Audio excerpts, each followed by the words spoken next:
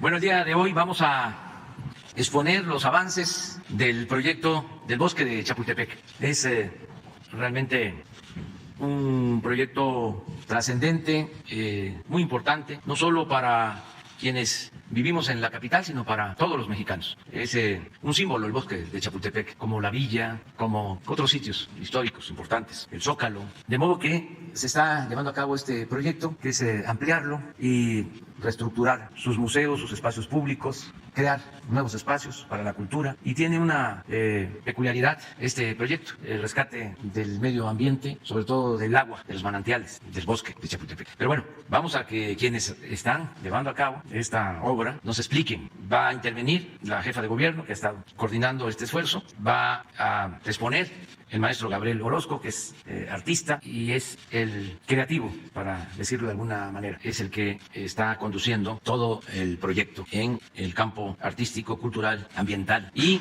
va a intervenir también Alejandra Fraustro, la secretaria de Cultura, para explicar. Se va a proyectar un video, porque esto no se conoce. No se sabe de esta importante obra. Y nos acompaña el general Luis Crescencio Sandoval porque la cuarta sección, lo que se está incorporando al bosque, era propiedad de la Secretaría de la Defensa. Eran las fábricas de pólvora, fábricas de armas de la Secretaría de la Defensa. Y ellos están entregando ese espacio, alrededor de 80 hectáreas. Y por eso está aquí el general Luis Crescencio Sandoval y Jesús Ramírez, de Comunicación Social. Ahora ya no está aquí, sí, porque forma parte del proyecto también.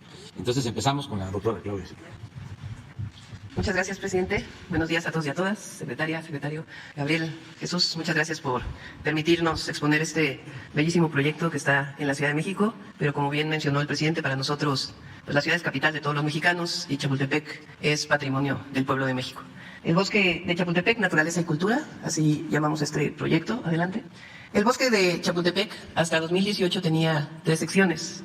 La primera sección con una extensión de 245 hectáreas. Ahí se encontraba también Los Pinos, que hoy es centro cultural también de los mexicanos. La segunda sección con una extensión de 168 hectáreas y la tercera sección con 243 hectáreas. Ese era el área de valor ambiental del bosque de Chapultepec. A partir del 2019 se integra la cuarta sección del bosque de Chapultepec, que tiene una extensión de 88 hectáreas, más otra parte que sigue siendo parte de la Defensa Nacional. Pero se integraron 88 hectáreas, es decir, la Ciudad de México hoy tiene un nuevo parque, un nuevo bosque de 88 hectáreas, que es la cuarta sección del bosque, que se integra con las 3 primeras secciones. Y como ustedes saben, pues Chapultepec es historia y patrimonio desde hace muchos años, previo inclusive a la conquista. Los antecedentes históricos de la cuarta sección son que era una ensambladora de armas desde 1779 y repito, hasta el 2019 que fue entregado al gobierno de la Ciudad de México para integrar la cuarta sección del bosque de Chapultepec, entonces como parte de una instalación militar. Adelante. Quiero recordarles que previo a que entrara el gobierno de México que encabeza el presidente López Obrador, esta cuarta sección del bosque de Chapultepec quería privatizarse en el gobierno de Peña Nieto. La idea era vender este predio. Iba a ser un ingreso a la Sedena o al gobierno de México de alrededor de 19,000 millones de pesos. Y querían convertirlo en el segundo Santa Fe. Está muy cerca el Santa Fe y querían un siguiente desarrollo inmobiliario que hubiera tenido impactos muy graves para la Ciudad de México. A partir del 2019, el gobierno de México, adelante, la siguiente, integra la cuarta sección del bosque de Chapultepec. Adelante. Esto es importante, muy brevemente. Las 4 secciones van a tener una conectividad desde la primera hasta la cuarta. Va a haber un cablebús que va a conectar las 4 secciones y además distintas conectividades como puentes peatonales que realmente serán obras artísticas. Adelante. La inversión total del proyecto son 10,000 millones de pesos y a la fecha se tiene una inversión de 3,876,000 pesos y se sigue trabajando. La inauguración de este proyecto será en diciembre del 2023 con todas sus partes. Adelante. Muy rápido, el cablebús, 5 kilómetros desde la primera hasta la cuarta. Adelante, adelante, para no tomar mucho más tiempo. Y la otra parte fundamental, la parte del proyecto cultural que expondrá el maestro Orozco y y la Secretaría de Cultura es que este proyecto incluye una rehabilitación ambiental de todo el bosque, un saneamiento, una reforestación y sobre todo el rescate hídrico de muchísimas cañadas que tiene el bosque, particularmente la tercera y lo que es ahora la cuarta sección de Chapultepec. Así que esta es una presentación general del proyecto Chapultepec, Naturaleza y Cultura, que es Patrimonio del Pueblo de México. Buenos días, señor presidente. Muchas gracias por la invitación. Alejandro Frausto, secretaria, la de general. El plan maestro propuesto para este proyecto, tenemos una síntesis aquí. Quisiera leer el primer párrafo para comenzar la exposición de la parte cultural. Esto en realidad sigue, es esto. Lo que hoy conocemos como el bosque de Chapultepec ha sido siempre en realidad un campo de cultivo de naturaleza y cultura, creado y recreado a través de su historia, cosechado, protegido por los habitantes de un valle que lo atesoran como su manantial fundamental. El proceso de transformación que estamos viviendo en México nos presenta la oportunidad de impulsar e integrar la diversidad biológica y cultural del bosque de Chapultepec. La iniciativa original de abrir la residencia oficial de Los Pinos y la de detener el proceso de privatización del campo militar 1F lo convirtieron en un proyecto prioritario para la democratización del espacio público. Este mapa... Igual, pues sí, se puede. Este es nuestro mapa principal, el mapa plan maestro general. Aquí podemos ver, está sobrepuesta la gráfica sobre una fotografía aérea. En colores están las áreas que estamos reforestando, en color verde, al mismo tiempo que vemos en líneas azules todos los ríos, cuencas, escorrentías que alimentan nuestro manantial en la zona de Santa Fe y nuestro manantial legendario en el castillo de Chapultepec. Es muy importante entender el cuerpo de Chapultepec como un organismo vivo que se ha defendido, ha ido creciendo, y ahora tenemos, con esta ampliación, con esta oportunidad de conservar esta ahora cuarta sección, un bosque que se integra a través de nodos puntualmente seleccionados y establecidos para que en cada una de las 4 secciones tengamos un balance entre lo natural, lo cultural y lo social. Y toda la población aledaña, pero también todos los visitantes y todas las personas que quieran conocer nuestra historia y nuestra naturaleza, tengan en cada una de sus 4 secciones la oportunidad de tener esa experiencia. La siguiente, por favor. Este es el mismo, obviamente el mismo plan, más esquemático. Tenemos aquí simplemente indicado los manantiales, la ermita Vasco de Quiroga, el espacio de la ex fábrica de pólvora, la bodega nacional de museos en la fábrica de cartuchos, la Cineteca Nacional en la ensambladora de armas, el parque que llamamos de los polvorines porque es una zona de bodegas que ahora está y va a ser un parque ecológico para actividades al aire libre. Tenemos nuestra ruta con un cable bus que va a transitar desde la cuarta sección hasta la primera. Aquí está el parkour en la tercera sección, que es la principal vocación de esa tercera sección, es la biocultural, pero es la zona donde tenemos nuestras mayores escorrentías y es el área verde que teníamos que reforestar y rehidratar.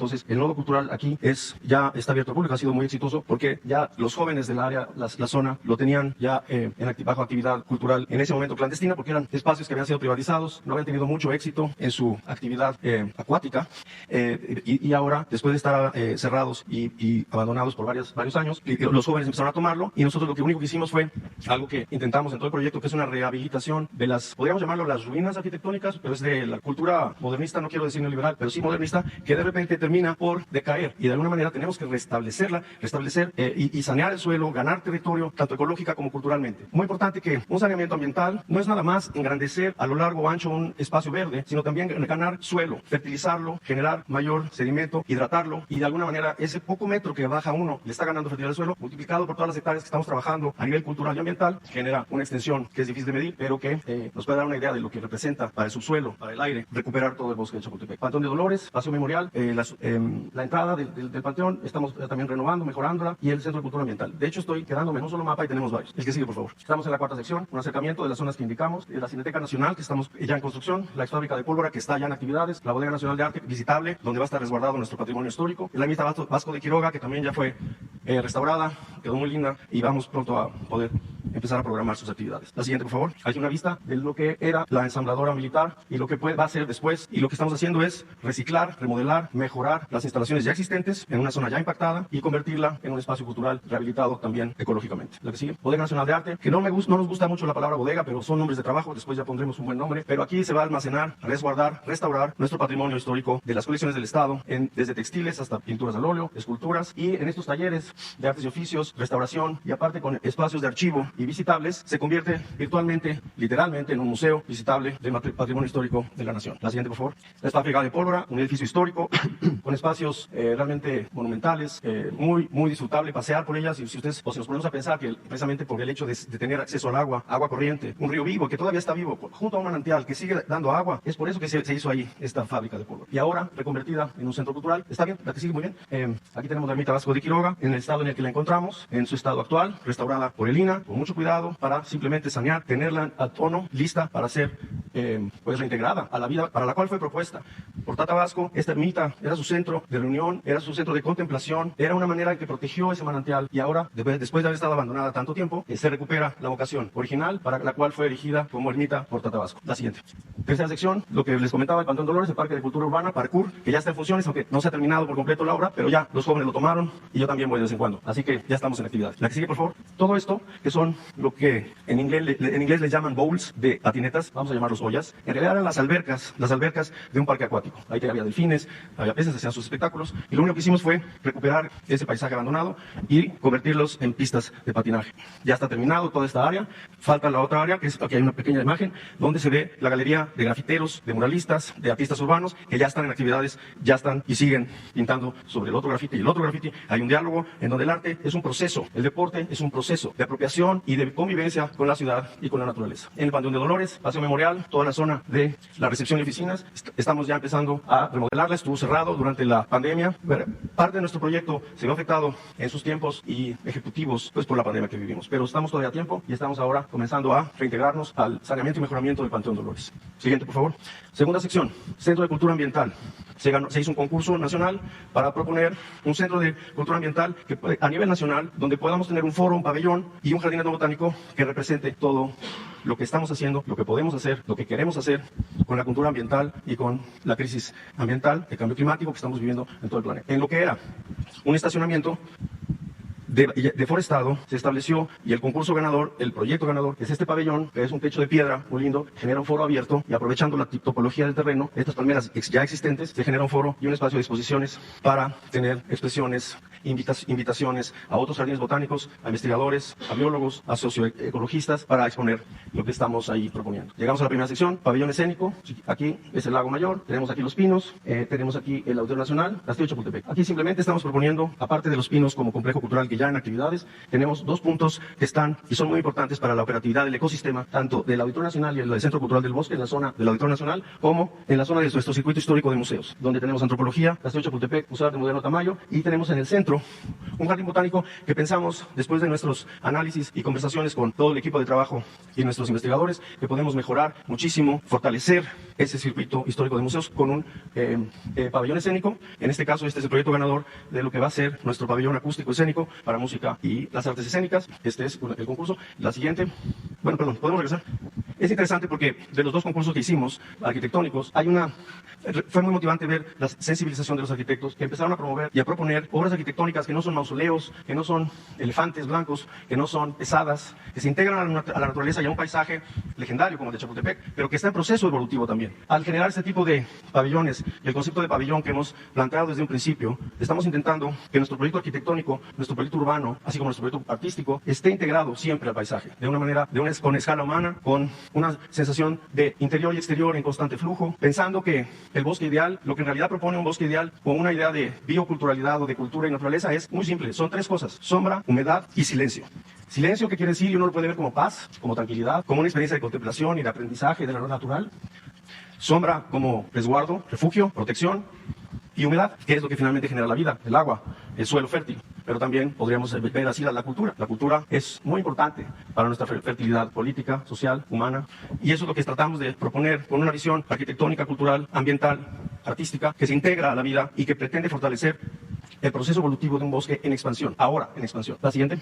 Para lo cual, uno de los pabellones, y le estamos anunciando en este día, es una convocatoria para un concurso nacional para lo que llamamos el pabellón Naturaleza y Cultura, sobre y para fortalecer el circuito histórico de museos en relación, aquí tienes Antropología Tamayo, Museo de Arte Moderno, Castillo de Chapultepec, Zoológico de Chapultepec, Lago Mayor. En esta zona ya impactada, se transportó este invernadero de otra zona de la primera sección. Nosotros pensamos, analizamos y con la participación de la Secretaría de Medio Ambiente de Ciudad de México y de la Secretaría de Cultura, así como del Consejo Rector de Chapultepec, decidimos que podíamos mejorar la situación de este invernadero proponiendo un pabellón de arte y naturaleza, de actividades que contemporaneicen las actividades del mismo jardín botánico, reforzándolo y terminando su restauración hídrica, que todavía le hace falta, para, a través de un concurso para diseñadores profesionales, arquitectos, biólogos, ecólogos y artistas, generar un pabellón biocultural en el centro de la plancha ya impactada, sin afectar ni un solo árbol, ni una sola planta del jardín botánico ya establecido en esta zona. La convocatoria con las bases se empezará a difundir a partir del 12 de marzo y esperamos comenzar, después de que haya un ganador, seleccionado por un jurado integrado por miembros del Consejo Rector Chapultepec, por artistas profesionales, Secretaría de Cultura, Ciudad de México, y esperemos tener el éxito que tuvimos en los otros dos concursos anteriores. Pues ya veré la invitación, la convocatoria para analizar este espacio y proponerlo. Esperamos que siga avanzando el proyecto con las aportaciones de todos los que el equipo de trabajo, que ha sido grande.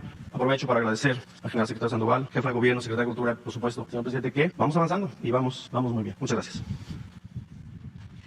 Gracias, presidente, por permitirnos un espacio en esta conferencia tan importante. Gracias a los compañeros de los medios de comunicación que hoy nos acompañan y atienden este tema de cultura. Jefa de Gobierno, general secretario Gabriel, pues con el Gobierno de la Cuarta Transformación, la cultura es un derecho, es un eje de transformación y de desarrollo de las comunidades, no es un privilegio ni un accesorio.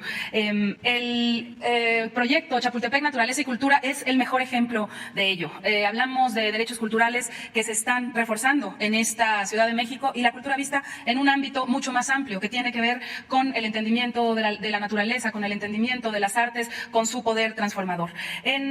Durante la pandemia prácticamente en todo el mundo se paró la actividad cultural, se pararon los proyectos culturales, fuimos de los sectores primeros en salir, de los últimos en volver. México fue y ha sido un ejemplo a través del proyecto Chapultepec Naturaleza y Cultura de no parar la vida cultural. Claro que nos resguardamos y cuidamos la sana distancia, pero que se siguiera construyendo un proyecto por los derechos culturales es un emblema y es un timbre de orgullo. El proyecto Chapultepec, si bien está situado en esta extraordinaria ciudad capital, tiene impacto nacional, tiene un impacto en todos los estados de la República, porque a partir de él se generan circuitos culturales que reciben y detonan actividad cultural en los 32 estados, a través de convocatorias, circuitos, giras, y hay un número muy importante de artistas que han sido ya parte de estos circuitos culturales. La esencia de este proyecto es convertir lo privado en lo público. Los espacios de exclusión, los espacios prohibidos, los espacios donde no teníamos posibilidad de acceder por distintas razones, como Los Pinos o el campo militar, número uno, a lo público, al bienestar social, a que la gente goce y disfrute del derecho humano a la cultura, del derecho al medio ambiente, del derecho a tener un bien vivir, una vida sana, y la salud se compone de todo esto. En el caso de Los Pinos, pues era un lugar en donde no imaginábamos poner un pie cuando lo visitamos todavía en transición, espacio que dicho sea de paso nos dejaron vacío. No había nada, bueno, ni un vaso para tomar agua, un comal para calentar una tortilla. Preguntábamos una vajilla para poder montar una mesa de Estado como se recibía en esta residencia oficial que el pueblo de México conozca. La respuesta que recibimos en ese momento fue, pues si quieren una vajilla todavía alcanzan el Buen Fin. Así de duro fue pues recibir un espacio de esta importancia totalmente vacío, que solo las culturas de México y el mundo le podían recuperar la dignidad, y ahora es un espacio con enorme vitalidad, libre e incluyente. Lo mismo pasa con la solidaridad que mostró este proyecto en la época de pandemia. En Los Pinos, ustedes recordarán, vivieron durante varios meses un muy buen número de enfermeros, enfermeras, doctoras, doctores, para protegerse de contagiar a sus familias y tener un espacio de descanso, las pocas horas que tenían quienes estaban al frente como servidores públicos de la pandemia, que tuvieran un espacio de descanso, donde comer, donde dormir, y esta es parte de la solidaridad de este gran proyecto. De lo privado a lo público, insisto, esta es una tendencia en el mundo. Los espacios culturales se van privatizando, los nuevos museos son de carácter privado en el mundo, y México apuesta por lo contrario, apuesta por el espacio público, por hacer estos espacios el derecho de la ciudadanía. Es el caso del parkour, 56 hectáreas destinadas a los jóvenes, a la vida cultural y de recreación y de vitalidad cultural que tienen los jóvenes, y no se diga la cuarta sección de Chapultepec, a través de la cual se integra a este enorme pueblo de Santa Fe, que fundó Vasco de Quiroga, pero que tenía amurallado prácticamente el bosque, no tenía manera de gozar. Si ustedes van a ver ahora en el video que vamos a presentar, imágenes donde se nota la zona urbana en donde no hay un espacio público, un parque, un espacio de recreación.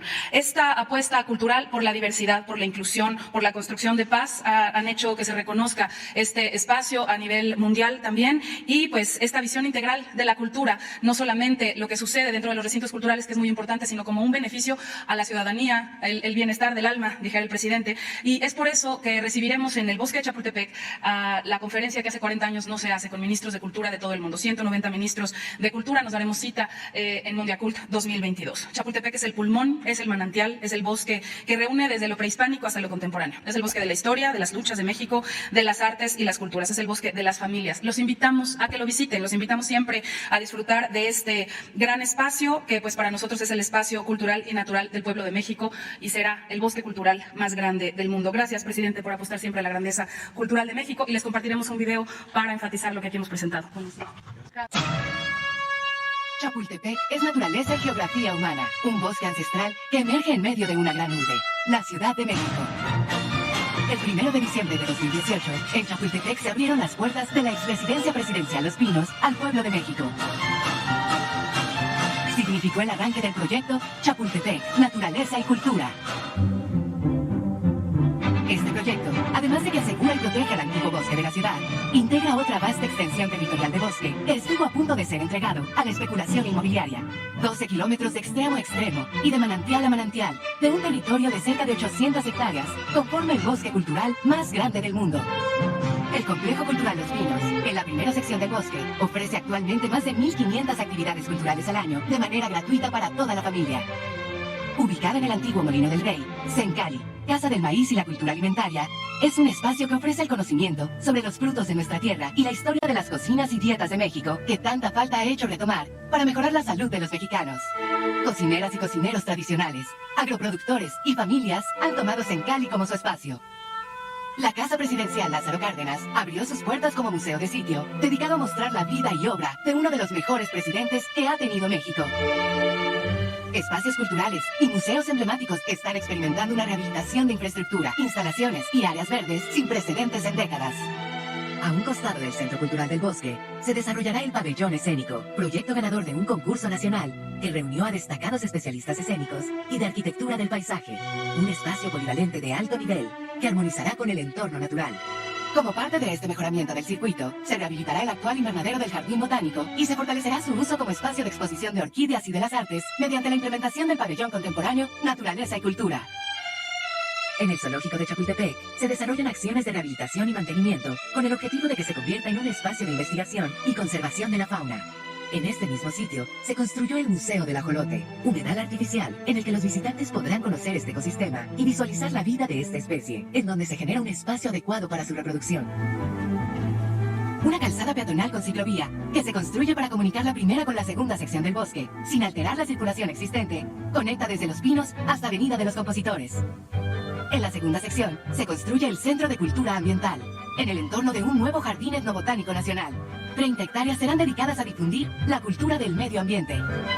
La tercera sección del bosque de Chapultepec es ya emblema de recuperación ambiental. 240 hectáreas del suelo de esta sección se están regenerando y restaurando para poder recorrerlas sin afectarlas a través de nuevos senderos. La tercera sección es también símbolo del rescate de espacios para la comunidad. Lo que era un parque acuático abandonado, hoy es el Parque de Cultura Urbana, Parkour, donde jóvenes de toda la ciudad disfrutan del mejor skatepark del país y cuentan con un espacio para las manifestaciones culturales como el mural y el graffiti. En el panteón civil más antiguo del país, el Panteón de Dolores, se redignificará la rotonda de las personas ilustres. Cerca de 75 hectáreas de cañadas y de bosque, que conforman la cuarta sección del bosque, han sido donados a este proyecto, impidiendo que se convirtieran en un exclusivo desarrollo inmobiliario para unos cuantos. Y hoy son la puerta de acceso al bosque para los habitantes del poniente de la ciudad. La célebre fábrica de pólvora está en proceso de recuperación, ofreciendo actualmente actividades culturales. Contará con un programa de talleres y oficios para la comunidad aledaña, que desde el siglo XIX ha acompañado a la actividad militar en esta zona.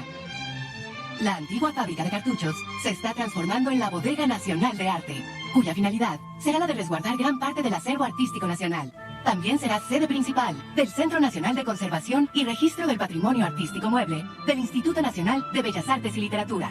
Se crearán los talleres de artes y oficios, así como de reuso y reciclaje de materiales de exhibición museística o de representación escénica. La infraestructura de la ensambladora de vehículos militares se está acondicionando para instalar una sede de la Cineteca Nacional. Adentrándose en la cuarta sección del bosque, se halla la ermita, fundada por Vasco de Quiroga, junto con el pueblo de Santa Fe, y luego habitada por Gregorio López, quien concibió uno de los primeros manuales médicos de la Nueva España, legado del conocimiento de medicina tradicional de los pobladores de la antigüedad mexicana. En la ermita se fomentará el rescate de la herbolaria tradicional nacional. Se revalora el manantial de Santa Fe, generando un recorrido por 3 manantiales vivos, como un milagro secreto en el centro de la urbe. De manantial a manantial, nos mostrará esta fuerza generadora de vida. Nos llevará a detenernos un minuto y tomar agua de esta fuente, reconectándonos con la tierra. Toda esta oferta cultural conectará las 4 secciones para disfrute de sus visitantes, a través de puentes entre barrancas y pasos peatonales, de forma segura y sin alterar el ecosistema. La avenida Constituyente se rehabilita, generando un espacio de calidad que permite una mejor movilidad peatonal a lo largo de la avenida y entre las colonias aledañas, integrando áreas verdes, luminarias e infraestructura urbana. El cablebús Chapultepec recorrerá en 5 kilómetros las 4 secciones del bosque, en beneficio de 20.000 pasajeros diarios, principalmente habitantes del poniente de la ciudad, y se contempla también como un atractivo turístico en la ciudad.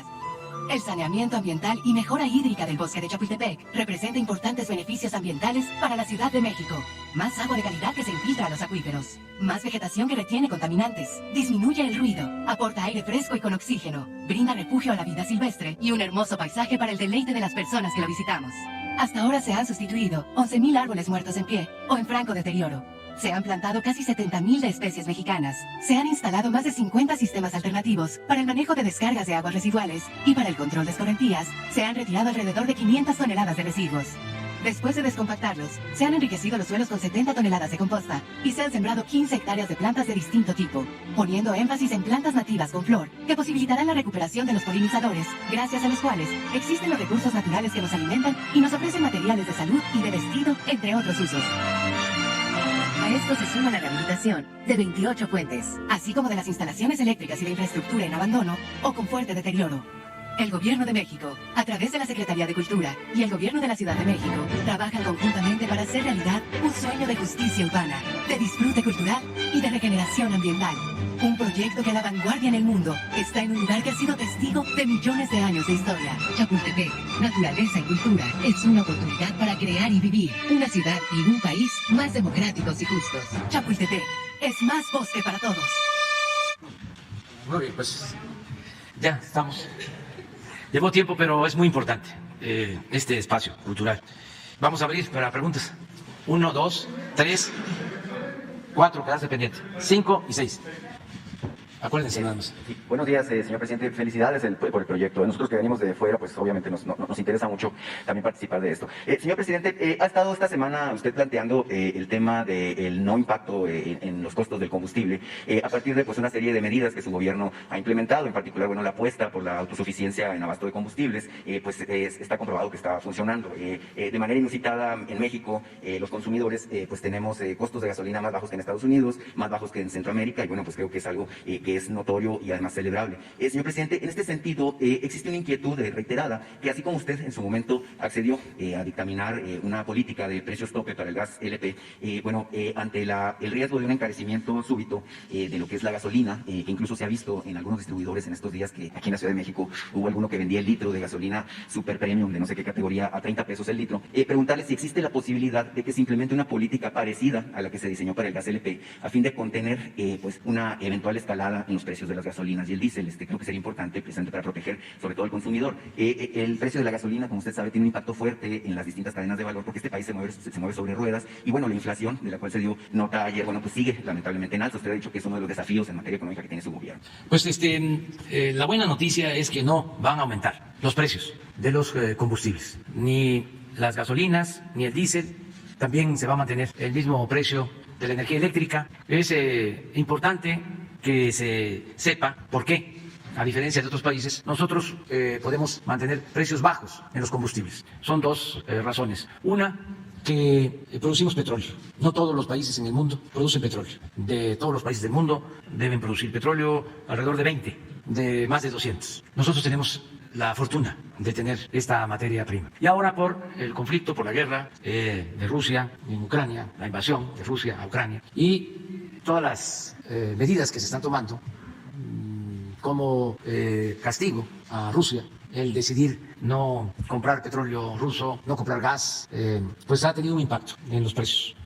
Y esto ha llevado a que el crudo aumente, ya rebasa los $100 por barril.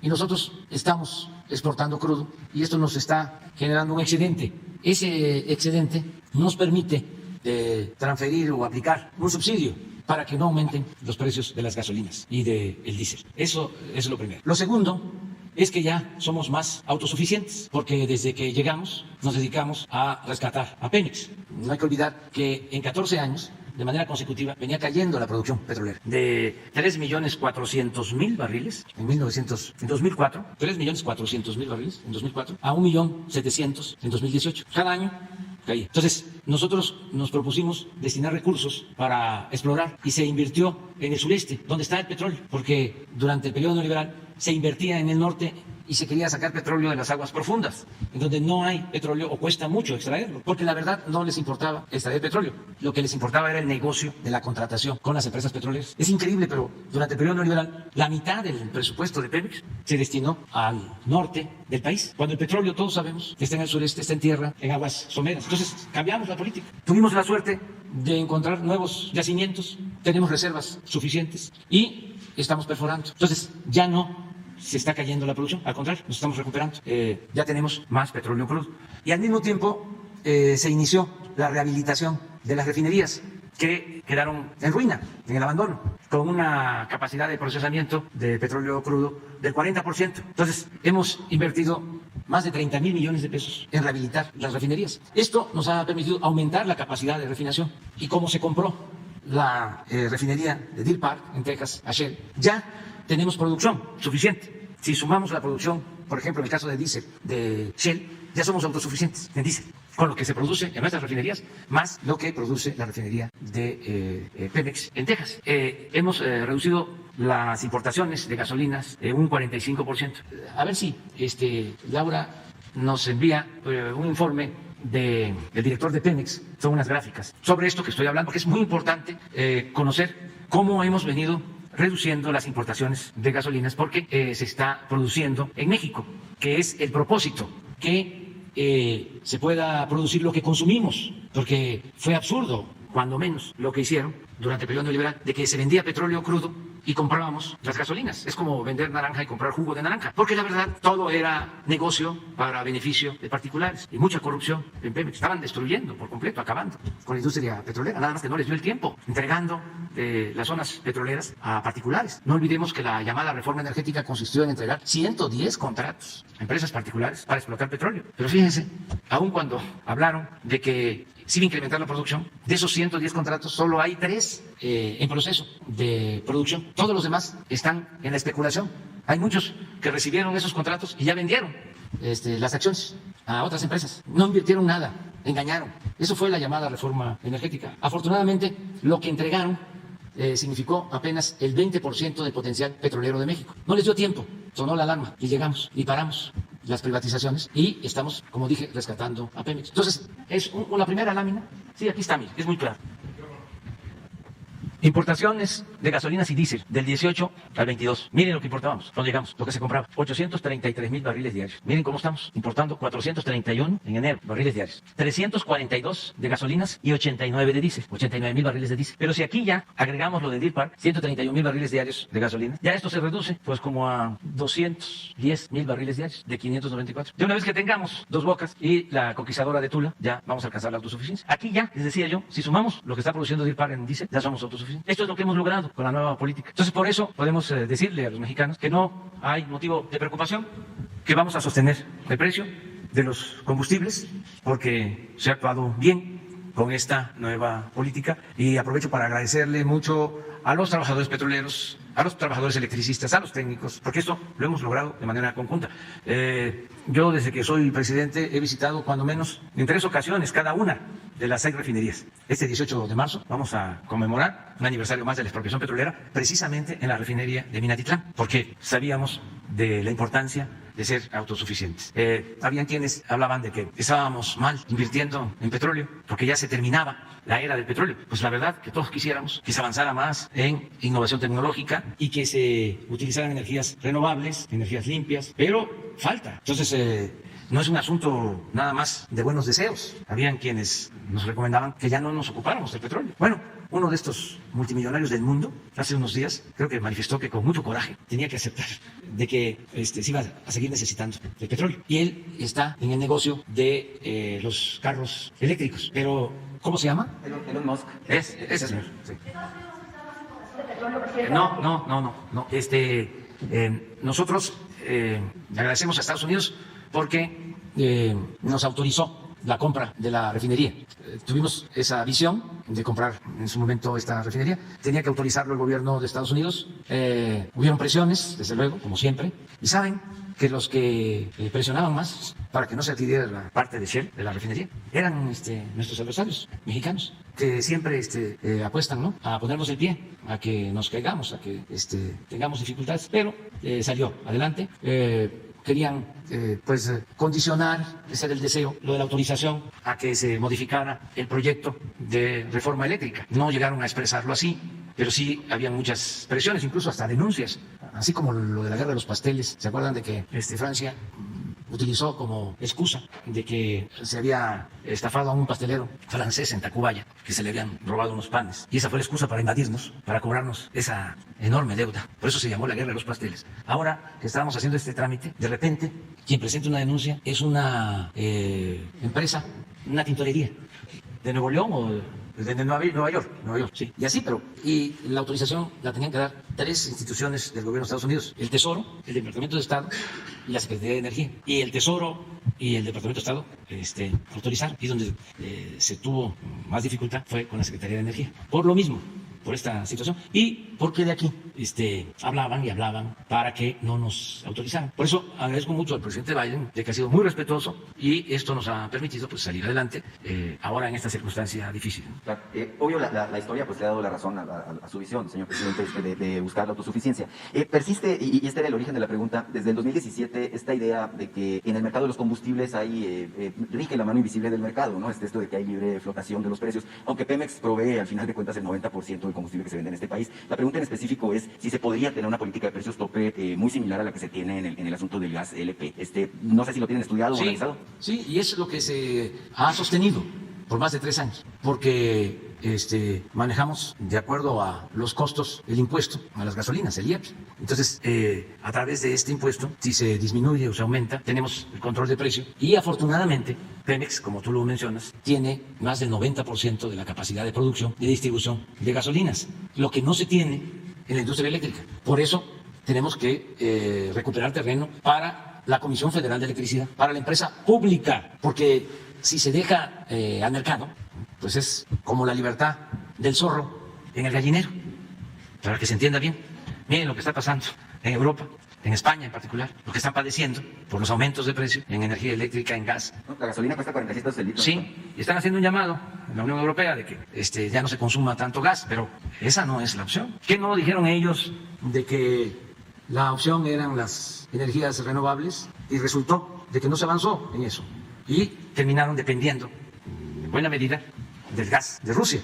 Y sí, Estados Unidos puede enviarles gas, nada más que para enviar gas se necesita un proceso que lleva tiempo. Son plantas de licuefacción, el gas se tiene que congelar para embarcarse y allá se vuelve a gasificar, pero no hay las plantas suficientes en Estados Unidos. En el caso de México no tenemos ninguna. Se va a tener una en Ensenada para enviar gas. Nosotros no tenemos problema porque con la producción de petróleo crudo viene gas asociado, y además tenemos un contrato de compra de gas con Texas, con productores de Texas, y eso nos ayuda mucho, y el precio del gas en Texas afortunadamente no ha aumentado como en Europa. Entonces tenemos resuelto lo de la generación de la energía eléctrica. En el caso de que se aumentara el precio del gas por encima de lo normal, tenemos ya un plan para producir más energía en las hidroeléctricas y en otras plantas, incluso si se necesitara combustóleo, pero hasta ahora no es necesario ni va a hacer falta. Ese es nuestro cálculo.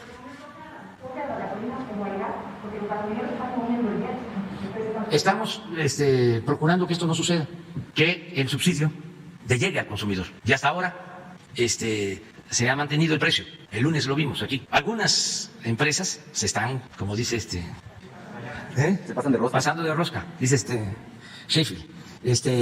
Pero hay vigilancia y se está supervisando. No solo que no incrementen el precio, porque hay quienes abusan con ganancias hasta de 4 o 5 pesos por litro, que es un abuso, o sea, de lo que les cuesta, de lo que Pemex les entrega.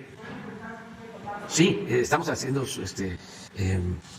vigilancias, supervisiones con la Procuraduría del Consumidor y también viendo que den litros completos. Entonces, hasta ahora no hemos tenido ese problema. Son algunas empresas, algunas, no la mayoría de las gasolineras o gasolinerías, que se están portando muy bien y que ojalá y sigan así, porque no sería justo que se esté dando este apoyo al consumidor y que se queden ellos, ¿no?, los intermediarios, con estos recursos, y no queremos tener gasolineras como en el caso del gas, que es un poco lo que me estás planteando, o sea, que sí está el gas bienestar. No, confiamos en que vamos a tener el control. Por eso, desde el principio, todos los lunes, el quién es quién en los precios de los combustibles. O sea, porque ya sabíamos. O sea, ¿saben qué decían los tecnócratas? Muy irresponsables y además incapaces. Decían que no importaba que aumentara el precio de las gasolinas. Un secretario de Hacienda llegó a decir que eso no perjudicaba a la gente porque la mayoría de la gente no tenía automóvil, no tenía carros. No estoy inventándolo, ¿eh? ¿Y cómo les aplaudían a estos tecnócratas que se creían científicos?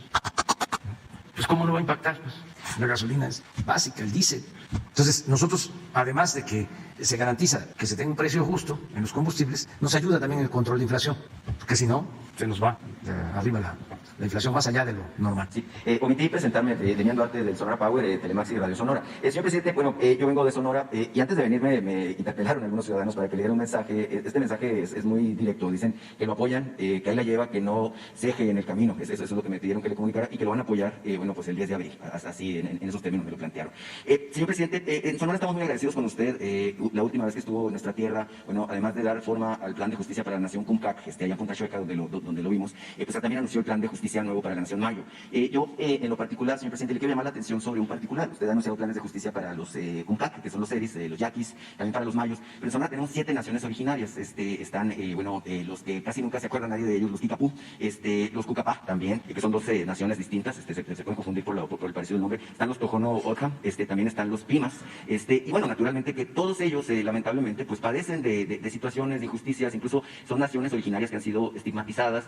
Hay quien considera que no les gusta trabajar, no lo dicen así, lo dicen en términos más peyorativos, que son borrachos, que son drogadictos, una serie de cuestiones, cuando al final de cuentas ellos son los dueños originarios de la tierra en donde vivimos y nos desarrollamos los sonorenses. Señor presidente, preguntarle si en esta visión de justicia para las naciones originarias, bueno, existe la posibilidad de que haya una integralidad, precisamente para que todos los grupos originarios de nuestro estado, que son 7, pues tengan acceso precisamente a mejores condiciones de desarrollo, dado pues que ellos son los pobres entre los pobres, lamentablemente, simplemente plantearle eso. Y bueno, sabemos que va al sur de Sonora, a la región precisamente del Mayo, y los alcaldes de Navojoa y de Álamos en particular me han pedido que le haga una invitación a sus ciudades, ya que va a estar en la región, precisamente para poderles poner allá pues de primera mano las distintas situaciones y necesidades que tienen ambas ciudades. En este caso, Víctor, si no mal no recuerdo, Valderrama y Mario Martínez son los alcaldes de Álamos y Navojoa respectivamente. Muchas gracias, señor presidente. Sí, vamos a ir por allá, vamos a ir a Navojoa y vamos a ir a Álamo, porque es un encuentro con mayos que están precisamente en Navojoa, en toda esa región, y guarijíos que están en Álamo, la región de Álamos.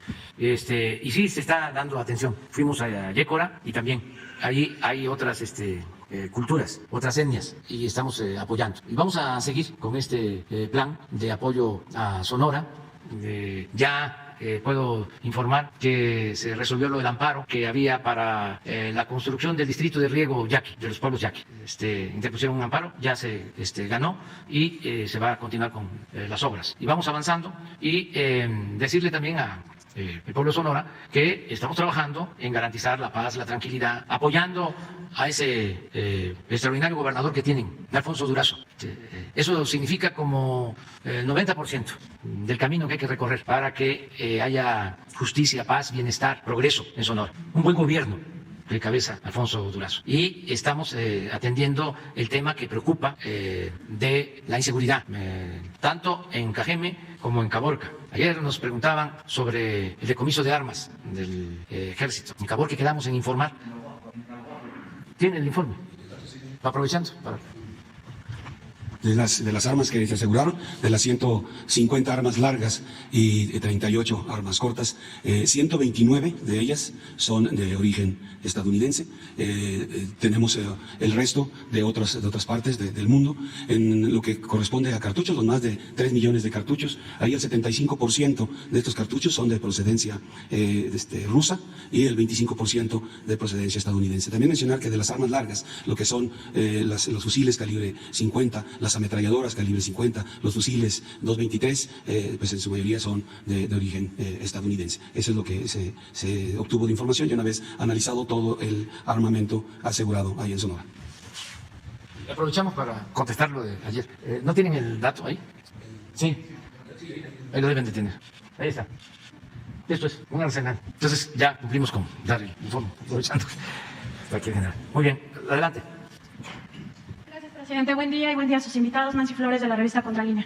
Presidente, sobre los lamentables hechos del Estadio Corregidora allá en Querétaro, preguntarle si sería posible tener la opinión del secretario de Gobernación, del secretario de Hacienda, de la secretaria del Trabajo y de todas las áreas de su gobierno, el gobierno federal, respecto de cuál es la responsabilidad de la Femex Food en todo este tema, porque bueno, es la Femex Food la que está sancionando, pero todos sabemos que esta organización pues solo es una sucursal de la FIFA y en ese sentido las medidas que aplica pues vienen dictadas desde fuera, son extraterritoriales y se está omitiendo en toda esta investigación cuáles son las responsabilidades directas de la Femex Food, así como de la FIFA, y pues esto no podrían atenderlo los gobiernos estatales, tendría que ser un tema de la Federación. Y ya que se pudiera tener esta opinión, pues que se investigue lo que está pasando en el fútbol mexicano, sobre todo porque se ha tratado más como un negocio que como un deporte, y en ese sentido pues hay muchos temas que revisar, presidente. Está, por ejemplo, el tema de la seguridad, que sí es muy importante, que ya vimos lo que sucedió en este Estadio Corregidora, y en ese sentido, pues si no hubiera pasado esta desgracia, estas omisiones seguirían ocurriendo, ¿no? Entonces, por acción, omisión y negligencia, tendríamos que saber cuál es la responsabilidad de la Femex Food, no solo en el tema de seguridad, sino también en otros asuntos que rayan en la delincuencia. Por ejemplo, se sabe que los clubes deportivos de fútbol son utilizados por la delincuencia organizada y por los delincuentes de cuello blanco para lavar dinero, así como para otras situaciones anómalas. En el tema laboral, por ejemplo, los futbolistas pues no tienen reconocidos sus derechos, hay una doble nómina, eso también se conoce, donde se les paga por debajo de la mesa y otra parte del sueldo sí se les paga normal y se entera al SAT, pero para evadir impuestos pues lo hacen de esta manera. Hay una venta de jugadores sin que se les pida su opinión y en algunos casos quienes se rebelan o quienes estaban tratando de hacer este sindicato pues son vetados de estos equipos y al final pues se les acaba su carrera futbolística. Además están otros temas ligados con esta delincuencia, por ejemplo las barras que son muy violentas pues están sumamente en contubernio con los equipos de fútbol. Todos sabemos que a ellos se les entrega un porcentaje de los boletos, que ellos los utilizan para estar con estas situaciones de violencia, y también está el tema, por ejemplo, de la reventa de boletos. A mí, por ejemplo, me gusta el equipo Pumas y voy al estadio de CU y hay una reventa de boletos ahí a la cara de todos, o sea, es algo que sucede sin que nadie le ponga orden. Entonces hay muchos temas que se mueven en todo este asunto y pues no es la primera vez que ocurre una desgracia de esta naturaleza. Hay muchos ejemplos de cómo la gente pues no tiene seguridad y sobre todo la venta de alcohol en los estadios. En Europa, por ejemplo, esto está prohibido, no se puede vender alcohol en los partidos de fútbol porque esto genera pues mucha efervescencia. De por sí es un deporte muy pasional y si a eso se le agrega que hay venta de alcohol indiscriminada en estos estadios y que aunque hay normas de que al medio tiempo ya no se puede vender en el segundo tiempo alcohol, pues esto no se cumple prácticamente en ningún estadio. Entonces la gente pues está muy propensa a que estas pasiones pues se conviertan después en violencia. Sería bueno que a partir de lo que pasó ya en el estadio Corregidora, pues se revise cómo está actuando la Femex Food en México y si sus normas que aplica de forma extraterritorial son suficientes para garantizar la vida de quienes asisten, porque estos son eventos públicos, eventos masivos, van familias, van niños, en fin, van personas de la tercera edad que son vulnerables y que pues quedan a la merced de todo este negocio que se ha hecho en el fútbol mexicano. No, pues te tenemos que responder. Está muy bien argumentado tu planteamiento. Ya tenemos un informe que hoy se iba a presentar, porque así como preguntaron por lo de las armas decomisadas por la Secretaría de la Defensa, nos preguntaron sobre lo del estadio. Y Ricardo Mejía presentó ya un informe en la mañana, pero como teníamos esto importantísimo del bosque, quedamos en presentar la propuesta integral que, debo decir, vamos a enriquecerla con lo que estás planteando para el día jueves, dentro de 8 días. Quedamos en eso, para el día 17. ¿Sí? Entonces vamos a hacer un planteamiento. Y quizá de sanciones, presidente, porque aquí hubo negligencia de la Femex Food, hubo negligencia de la FIFA por no estar atenta a lo que sucede en el caso mexicano y pues ellos no están siendo señalados en este momento. Ellos son los que están sancionando al Club Gallos Blancos, ¿no? En ese sentido, pues ¿quién sanciona a esta sucursal de la FIFA? Sí, el jueves presentamos una propuesta, ya con todos los elementos. Sobre el mismo tema de los deportes, presidente, la oficina... Afortunadamente, aquí quiero decir algo, hasta ahora no ha fallecido ninguna persona, eso es lo que más nos consuela, porque sí se pensó de que habían perdido la vida de varios jóvenes, sobre todo, que los que se internaron heridos, la mayoría jóvenes. Entonces, afortunadamente ya se les ha dado de alta a los hospitalizados. Queda uno grave, pero respondiendo bien, y hay optimismo de que se le va a salvar la vida. Es decir, eso sí hoy se dio a conocer y es importante, ¿no?, que se sepa. Y lo otro, pues es que ya empezaron las órdenes de aprehensión, ya todo el proceso de tipo legal, pero se necesita un planteamiento integral. Es que eso es lo que de eso trataríamos el jueves, si les parece. Sobre este tema de los deportes, también la Oficina de las Naciones Unidas contra la Droga y el Delito en diciembre pasado hizo un señalamiento mundial de las apuestas ilegales y también de las apuestas legales que imperan en un mundo de corrupción del deporte a nivel internacional, y por supuesto también está la parte que le toca a México. En ese sentido, preguntarle, presidente, porque la FIFA ya un año antes había firmado un convenio con esta oficina de la ONU para supuestamente que ya no ocurriera este amaño de partidos y que no hubiera como toda esta corrupción en este deporte, pero pues eso no ha funcionado, ¿no? Entonces preguntarle en el caso mexicano si se va a revisar desde la Secretaría de Gobernación cómo está todo el tema de las apuestas, porque en estos partidos, cuando se transmiten por televisión, parte de los mensajes que se están reiterando al público es apuesta en tal sucursal, apuesta en esta otra, y eso ha llevado ya a un problema social, que es el de la ludopatía. Estas personas que ya tienen una enfermedad por estar apostando y que les puede costar incluso en su vida familiar, en su entorno, pues la pérdida de un patrimonio que con mucho esfuerzo pues han obtenido.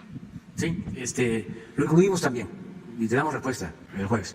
Eso es un buen emplazamiento, Y por último, presidente, se había quedado aquí el compromiso de que se iba a dar a conocer esta denuncia que hizo el Instituto Mexicano del Seguro Social en 2020 sobre la guardería ABC, en los términos en los que el ministro Arturo Saldívar Lelo de la Rea había planteado este proyecto de investigación sobre esta guardería en 2010. Sin embargo, el IMSS nada más dio a conocer un comunicado conjunto con Gobernación y no dio a conocer esta denuncia. Preguntarle si pasó algo por lo cual no se dio a conocer, o si lo van a venir a presentar después aquí, o qué va a pasar con eso. Pues si hace falta más información, se va a dar a conocer. El martes va a estar el director del Seguro Social, porque vamos a presentar el plan de salud para los que no tienen seguridad social, para la población abierta. Y quedamos que el martes, que se dedica a informar sobre la pandemia, vamos a utilizar tiempo con ese propósito y vamos a dar a conocer lo que tú estás planteando, que se conozca la denuncia que se presentó a partir de la propuesta que hizo el ministro Arturo Saldívar. Es una denuncia que presentó el Seguro Social a la Fiscalía en el caso ABC. Entonces se va a dar a conocer y él va a informarles. Gracias, presidente. Muy bien. ¿De dónde eres? Esperamos, entonces, nada más vamos. Ya estamos por terminar. Y antes de irnos, vas a tener oportunidad. Pues muy rápido, presidente. Mara Rivera, de Enfoque Noticias. Yo quisiera preguntarle sobre la inflación. Con datos en solo 2 semanas, pues tanto de febrero como de la guerra de Rusia, los precios pues se ven impactados, hay presiones, hay algunos que no han bajado, como el limón. Los resultados en la inflación anualizada son de 7.28%. Se habla en la revisión que ya empezaron a hacer los especialistas de alcanzar una inflación al final del año del 8%, incluso hablan hasta del 10% de los escenarios más críticos, de una alza inminente ahora del Banco de México de las tasas de interés. En fin, ¿cuál sería la posibilidad, los escenarios que usted ve, también acciones para alentar el mercado interno, que se ve también en el comportamiento del consumidor, que pues hay preocupación, hay incertidumbre? Y a propósito de la gasolina, no sé si convendría hacer este llamado de que en donde se están viendo que hay precios hasta de 30 pesos el litro, por ejemplo, de la Premium, pues que el consumidor sencillamente no la quiera, ¿no? Que busque donde hay todavía de 26, de 23 pesos todavía la Premium. En fin, que hay un escenario preocupante en materia de precios que podría alterar incluso hasta sus propias expectativas de crecimiento, que lamentablemente pues está bien impactado por fenómenos o consecuencias del exterior. ¿Algún comentario sobre este escenario? ¿Qué piensa el gobierno? Bueno, 2 cosas. Primero, no dejarnos manipular por informaciones falsas, ¿no?, sobre precios de las gasolinas. Esto una vez lo hizo de Reforma, de que agarran y toman una foto a una gasolinería de un precio alto y eso lo convierten en un precio nacional, que no es así. Puede ser que una gasolinería, 2, 3 de las miles que hay, hagan eso, pero nosotros tenemos una supervisión constante y lo que informamos los lunes es lo que realmente sucede. O sea, no hay alteraciones. Quisieran a lo mejor nuestros adversarios, porque están molestos. Imagínense cómo no van a estar molestos. Se apostaban de que se iba a ir la gasolina a las nubes, de que íbamos a estar como en la hermana República de Venezuela, o sea, utilizando eso. Y resulta, o que ya nos iba a necesitar el petróleo, que para qué invertíamos, que para qué comprábamos la refinería, que para qué rehabilitábamos la refinería, que para qué construíamos una refinería nueva. Hay constancia de todo eso. Entonces, de repente la realidad los desmiente, ellos están molestos, porque así son los conservadores. Y son muchos, siempre lo he dicho, no es una minoría, son como 25 millones que tienen esa mentalidad conservadora. Son bastantes. Y todos los medios, ahora que se incorporó Epimenio, aquí dije, ya vamos de gane, ya es 100-1, ya tenemos 1 de cada 100, vamos avanzando, por el control casi absoluto de los medios. Entonces, están muy molestos, no dejarnos influenciar por ese estado de ánimo de nuestros adversarios. Además, ¿cómo no les va a dar coraje si vienen a comprar gasolina de Estados Unidos a México? Si la gasolina en Estados Unidos se está vendiendo a mayor precio que en México. Entonces yo los entiendo, pero que no nos dejemos llevar por eso. O sea, no hay gasolina de 30 pesos. Sí, puede haber y como dice, hay una, dos, pero no. ¿Por qué no ponemos los precios? Pero la canasta básica y los productos agropecuarios. Sí, y ahora te voy a contestar sobre eso, porque esto es lo que pasa. Y esto lo hacemos semana con semana. Aquí están los precios. Esto es de lunes. 23, 22, 21. La regular, 21.10 promedio. Entonces, no hay promedio. Esto es diésel, 22.42. Y este es premium, 21.10 promedio. En el caso de la inflación, ¿por qué no pones la gráfica del jueves, del primer jueves de febrero? Aun cuando, aquí estamos, pero hay una comparativa, porque esto es un fenómeno mundial agravado, primero la pandemia y luego la guerra. Entonces, las proyecciones de los expertos, es lo mismo. Estamos en una proporción de 100-1. Los expertos, casi todos, están en contra de nosotros. Se frotan las manos para que nos vaya mal. Esto es, miren, ahora, en el último reporte, estábamos en diciembre 7.36, creo que el último reporte que tenemos es 7.28, esto se incrementó, el reporte de hace unos días, pero la proyección que tiene el Banco de México es 4.5, o una cifra parecida. A ver si consiguen la proyección de inflación del Banco de México. Ahora, todos los que tienen que ver con las finanzas, pues saben que se viven periodos difíciles. En la última semana, por ejemplo, se nos depreció el peso. A ver si Carlos nos manda la depreciación del peso. Pero ayer ya cayó el dólar. Es decir, se volvió a apreciar el peso con relación al dólar. Entonces, llegó a estar a 21.35 de ayer ya bajó de 21 pesos por dólar. Entonces, vamos bien, hemos hecho las cosas bien. ¿Y saben qué nos ayudó mucho? Bueno, lo mero principal es no permitir la corrupción. Eso es lo que hace que salgamos adelante. Esta es la clave. Y derivado de eso, pues con la pandemia y con la crisis económica, cuando querían que nos endeudáramos para rescatar, como siempre, a los de arriba, dijimos no, y no nos endeudamos. No es el caso de otros países que recurrieron a la contratación de deuda y tienen problemas. Nosotros, afortunadamente, no tenemos problemas financieros. Y miren esto. Esta es la guerra. Había resistido. Y pues esto sí me preocupa, más que un comentario de Aguilar Camín, o de López Dóriga, o de la señora la que mencionamos ayer, que se sintió Azucena. Eso sí me preocupa. Pero ya no. Ayer, hablando de lo de la señora Azucena, tengo información de que los están contratando de latinos. Lo que les planteé, es cierto. Trabajan en un medio y latinos los contrata para que sigan en ese medio. Ahí puede ser que actúen con más moderación. Entonces tienen su presencia, ¿no? En ese medio se hacen famosos. Y en latinos es golpear. La estrategia mediática de golpearnos. Entonces, no se dejen ustedes, porque están tentando. Pagan muy bien en latinos. Se van a rayar, pero van a perder prestigio. Ustedes son gentes honestas. Ahí en Milenio, está la señora Azucena, le ofrecieron a 3 para irse a latinos. Uno aceptó o lo dejaron con la doble actividad de trabajar ahí en Milenio y también en latinos. Aguilar Camín, la señora Azucena, también le ofrecieron, pero no lo aceptó o no la dejaron y siguió ahí pero sí le ofrecieron también. Y en los otros medios, bueno, ahí en latinos están los de Reforma, columnistas del Reforma. Y yo tenía interés por saber dónde se había fundado Latinos y quién estaba como dueño de Latinos. Y resulta que se fundó en Estados Unidos y que los dueños de Latinos pues son familiares de Roberto Madrazo o tienen ligas con el que fue gobernador de Michoacán. Sí, y desde el punto de vista periodístico, editorial, pues es Loret de Mola, ¿no? Principal. Y están vinculados con el grupo de Mexicanos en Favor de la Corrupción, de Claudio X González. Están interrelacionados y traen un plan para seguir con el golpeteo mediático, con la estrategia golpista.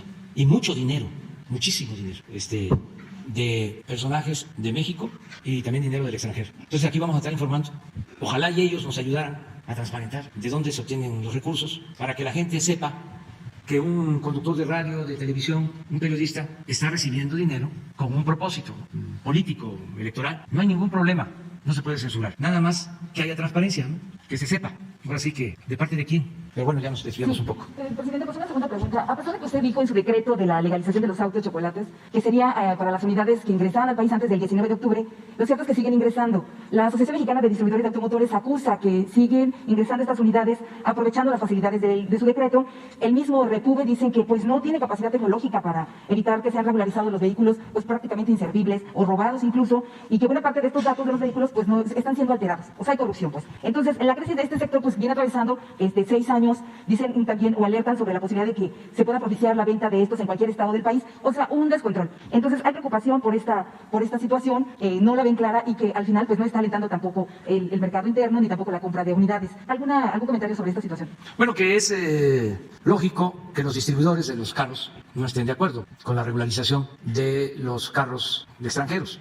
Es normal que ellos estén en contra de esta medida, pero nosotros consideramos que ayuda a mucha gente que no tiene para comprar un carro nuevo de agencia, que ya tienen los carros, que los utilizan para sus actividades productivas, para llevar a sus hijos a la escuela, y que además si están los carros y no están regularizados, hay un descontrol y se utilizan esas unidades para cometer delitos y hace falta tener un registro. Ese es el propósito.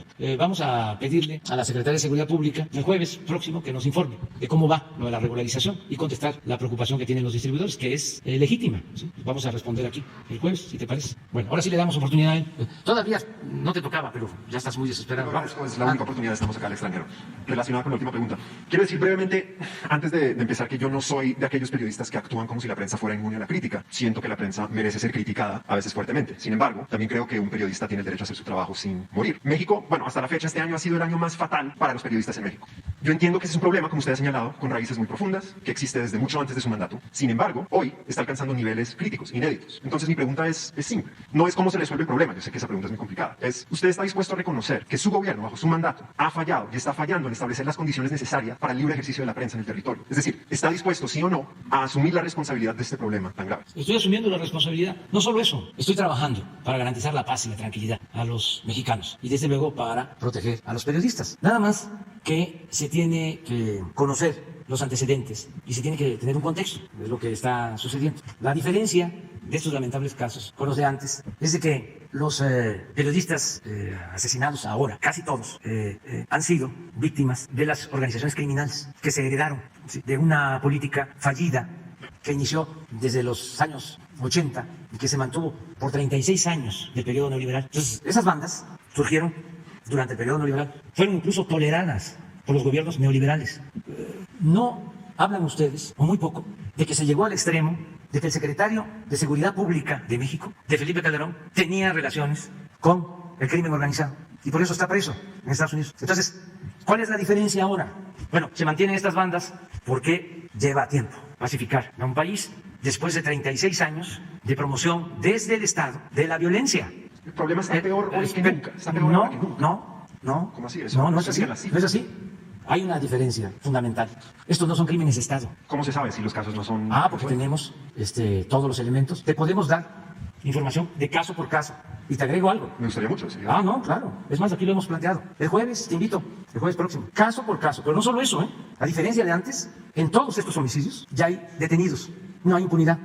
Pero el asunto intelectuales de los asesinatos. De los actores materiales o intelectuales. Materiales e intelectuales. Okay. Y hablamos de los 7 casos que llevan en este año. Sí, casi de todos. ¿Se puede decir con seguridad que son actores criminales sin complicidad de actores políticos? Sí. Y tenemos todos los casos. 0 impunidad. Entonces, no somos iguales. Entonces, si tú actúas de buena fe y eres un periodista profesional, tienes que tomar en cuenta esto y tienes que considerar de que estamos enfrentando no solo al crimen organizado, estamos enfrentando a una mafia de poder. Así como hay delincuencia organizada, hay delincuencia de cuello blanco, los que se dedicaban a saquear a México, que están muy molestos. Y esos que se sentían dueños de México, esa oligarquía, domina a la mayoría de los medios de información. Convencionales, ¿cómo no? No los que están siendo asesinados en el territorio. Ellos, la mayoría son independientes, que trabajan para redes sociales. No estoy hablando de ellos. Estoy hablando de los que de manera hipócrita se rasgan las vestiduras, cuestionando de que hay esta inseguridad, que nosotros aceptamos de que existe y la estamos combatiendo. Pero su propósito no es el que les preocupa que pierdan la vida los periodistas. Lo que les preocupa es que se están combatiendo los privilegios. Pero esto no solo es el Reforma, o el Universal. No solo es México, es el New York Times, y es el Washington Post, y es el Financial Times, y es el País de España, porque es una prensa, en general, que protege a grupos de intereses creados. No es una prensa que proteja al pueblo, a las sociedades. Yo estoy de acuerdo con esa crítica macro de la institución de la prensa, Sí. 100%, y creo que merece ser Tomada en cuenta. tomada en cuenta. Los periodistas con los que yo he hablado acá en México son periodistas humildes. ¿Sí? Que están en la periferia, que trabajan para, Ellos ni siquiera son- trabajan para una plataforma, trabajan para redes sociales, publican en Facebook. Ellos se sienten inseguros y ellos sienten que el gobierno, su gobierno, les está fallando. No. Pues no. me lo dicen. Sí, tenemos una protección especial a periodistas, un plan, ¿sí? Y ya te comento, te vamos a informar caso por caso, ¿sí? Y sí, en efecto, a los que asesinan son periodistas humildes que están haciendo su trabajo en las distintas regiones del país. ¿Sí? No, los periodistas que están al servicio de los potentados, esos no tienen riesgos y además no deseamos que les pase nada a nadie. ¿Sí? Pues en eso tienes razón. Pero existe, no tengo la menor duda, una campaña aprovechando esta circunstancia lamentable en contra del gobierno que represento. Y el fondo es lo que ya te expliqué. Los que se dedicaban a robar, a saquear a México, ya no lo pueden hacer y están buscando la forma de debilitarnos. Esto no solo es México, esto pasa en todo el mundo. O sea, en Argentina, le acabo de mandar una carta a Alberto Fernández, porque los medios de información, igual al servicio de las minorías, han echado a andar toda una campaña en su contra. Y fíjense lo injusto. Él recibe un país que endeudó su antecesor, pero sin límites. El anterior presidente endeudó a Argentina con el apoyo de gobiernos extranjeros y del Fondo Monetario Internacional, para ser claros, que le dieron más dinero del que podía recibir Argentina. ¿Por qué le dieron tanto? Porque querían mantener al mismo presidente. Entonces, los endeudaron, no pueden pagar, y ahora los medios al servicio de esos intereses empiezan una campaña en contra del actual presidente, a culparlo a él. Y como decía Goebbels, propagandista de Hitler, que una mentira repetida muchas veces se convierte en verdad, pues llegan a tener efecto esas campañas, esa guerra sucia. Es una especie de golpismo. Ya no es el golpe de Estado tradicional, militar, es un golpe blando con el poder de los medios, que por lo general tienen el control de la opinión pública. No los periodistas con los que yo he estado hablando. Una última pregunta. ¿Qué le dice usted a Sí, aquellos no periodistas? todos los periodistas son iguales, Totalmente. O sea, que quede claro. Entonces, ¿qué le dice usted a aquellos periodistas independientes, humildes en el territorio, que no trabajan para las grandes corporaciones Estamos con y que ellos. se sienten, pero ellos no sienten eso, están muriendo, dos al mes? Pero que sientan que no están solos. Y es una cuestión de convicciones, porque nosotros venimos de la lucha enfrentando a poderosos y a mafias y sabemos los riesgos que se corren. Y estamos con ellos, no están solos. Eso es lo que puedo contestarte. Y te invito el jueves, porque vamos a informar caso por caso. Que esto que tú estás planteando, que lo destacó el Washington Post, también lo planteó el jefe del Departamento de Estado, Blinken, de Estados Unidos, su preocupación por los periodistas asesinados en México. Entonces, hay que ver las cosas con objetividad y tener todos los elementos y no dejarnos manipular, tener criterio propio. Y te invito el jueves. Bueno, ya. Estuvo muy bueno el... ¿Cuál? ¿Puede compartir la carta al presidente de Argentina? Sí. A ver, o sea, se las voy a compartir porque él habló ya de la carta y me envió una respuesta. Y creo que es oportuno porque están ahora en Argentina decidiendo sobre el qué hacer con la deuda, con el Fondo Monetario Internacional. Y son dos posibilidades. Aceptan una propuesta que les están haciendo de prórroga o declaran la moratoria. Y yo, respetuosamente, porque este es un asunto de los argentinos, pero si me preguntaran mi opinión, diría que acepten la prórroga de pago y que no haya moratoria, que eso no va a ayudar. O sea, que sí consigan mejores condiciones con el fondo, que el fondo asuma su responsabilidad, que les dé facilidades, pero que no se llegue tampoco al extremo de declarar el no pago, o la incapacidad de pago, o la moratoria, porque eso no ayuda ni a Argentina ni al resto de las economías del mundo. A ver si está. Alberto Fernández, presidente de la República de Argentina, presente. Es que mi esposa fue allá y es el 5 de marzo. Estimado Alberto, Beatriz te refrendará nuestro aprecio y solidaridad. Tú eres nuestro compañero. Sabemos que estás enfrentando una embestida de la élite conservadora de tu país, que en mayor o menor medida, como en cualquier lugar del mundo, se caracteriza por la deshonestidad y la hipocresía. Están como hechos en serie. La gente honrada sabe que recibiste un país en bancarrota por la decisión irresponsable de tu antecesor de endeudar sin límites al pueblo de Argentina, en complicidad con gobiernos y organismos financieros internacionales. Sin embargo, ahora esos mismos políticos corruptos, oligarcas y voceros buscan culparte de la tragedia que ellos causaron y apuestan a desprestigiarte para regresar por sus fueros y privilegios. Por eso celebro que estés resistiendo con dignidad la gran ofensiva de la derecha, apoyándote en el pueblo para salir adelante frente a la crisis que les agobia. Me alienta saber que estés aplicando una política humanista en favor de los más necesitados. Es con las mayorías como se puede transformar a nuestros países. Mira el ejemplo de lealtad del pueblo pobre de Bolivia. Nada bueno se puede esperar de políticos políticos corruptos, de la prensa que se vende o se alquila, de intelectuales convenencieros y de potentados dominados por la codicia. La clave está en la frase del presidente Juárez: con el pueblo todo, sin el pueblo nada. Estoy seguro que saldrás inmune de la estrategia mediática golpista, porque te asiste la razón, trabajas para el pueblo y eres un buen gobernante. Y esta postdata es porque va a tener una niña, un niño. Además, tienes la dicha de volver a vivir algo entrañable y tierno, que consuela y compensa todo. Felicidades a tu esposa y compañera. Es que va a tener un niño, su esposa. Entonces, esa es la carta. Pero ya, lunes, 3, 4 para el lunes.